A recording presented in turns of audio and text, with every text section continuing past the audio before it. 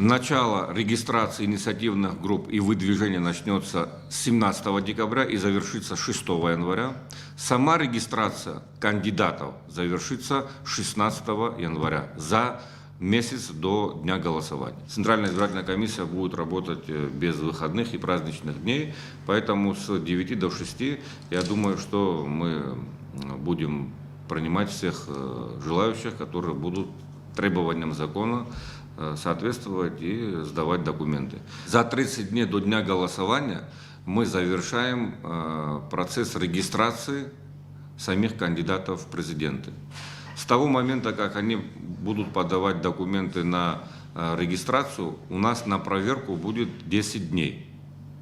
Чтобы весь перечень документов проверить, те же подписные листы, это не менее 2000 и не более 2500 подписных листов с подписями наших избирателей за того или иного кандидата. Вот.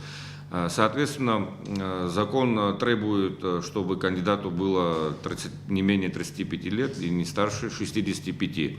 Владеющим государственным абхазским языком у нас будет отобрана лингвистическая комиссия, по которой кандидаты будут сдавать экзамен на владение государственным языком. На вице-президентов таких требований в законе нет, и Центральная избирательная комиссия свои требования выставлять не может, не вправе. Мы обязаны придерживаться того закона, который принял парламент. Последние президентские выборы проводились в Абхазии в 2020 году. Те правила, которые были прописаны в законе, они остаются неизменными.